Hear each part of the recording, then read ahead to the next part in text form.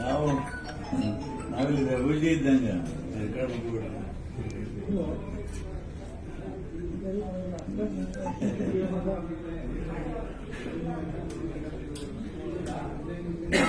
ಲಕ್ಕಿಲಾಟ್ರಿ ಹೊಡೆದ್ಬಿಟ್ಟ ಮುಖ್ಯಮಂತ್ರಿ ಆದ.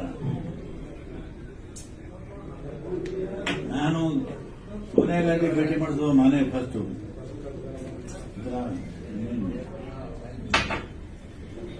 ಅವನ ಗ್ರಹಚಾರ ಚೆನ್ನಾಗಿತ್ತು, ಅವನು ಆಗಿಬಿಟ್ಟ.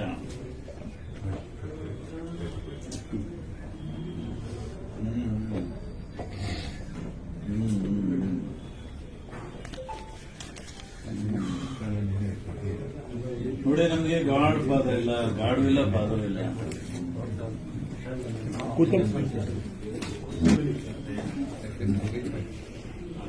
ಉಜ್ವಲ ನಾನು ಭೇಟಿ ಮಾಡಿದ್ದೇನೆ, ಬಹಳ ಗಂಭೀರವಾಗಿ ಮಾತು ಕೇಳಿದ್ರು, ಎಲ್ಲ ನೋಡ್ಕೊಳ್ಬೋದು. ಆಮೇಲೆ ಬಗೆಯವರಿಗೆ ಹೇಳೋದಂದ್ರೆ ಗ್ರೇಟ್ಫುಲ್ ಇವತ್ತು ಅಲ್ಲ, ಈ ವಿಷಯಗಳು ನಮ್ಗೆ ಗೊತ್ತೇ ಬರಲಿಲ್ಲ.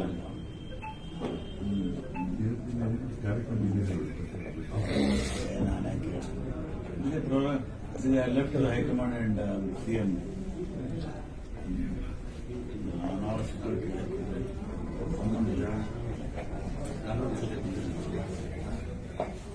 ಯಾರು ಹೇಳಿ? ಹೈಕಮಾಂಡ್ ಅವರು ಡಿಸೈಡ್ ಮಾಡಿ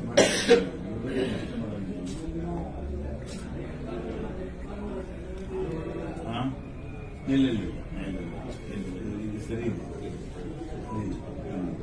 ಎಲೆಕ್ಟ್ರಾನಿಕ್ ಮತ್ತು ಸೋಷಿಯಲ್ ಮೀಡಿಯಾದಲ್ಲಿ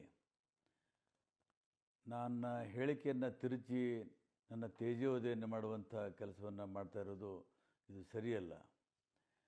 ನಾನು ಇವತ್ತು KR ಪೇಟೆಯಲ್ಲಿ ಯಾರೋ ನನ್ನ ಆತ್ಮೀಯ ಸ್ನೇಹಿತರಿಗೆ ಮಾತನಾಡುವಾಗ ಸಿದ್ದರಾಮಯ್ಯನವರ ವಿಷಯ ಪ್ರಸ್ತಾಪ ಆದಾಗ ನಾನು ಕೆಲವು ಅವ್ರ ಬಗ್ಗೆ ಮಾತಾಡಿದ್ದೇನೆ. ಅವರು ಲಕ್ಕಿ ಲಾಟ್ರಿ ಇತ್ತು, CM ಆದರು ಅಂತ ಹೇಳಿದೆ.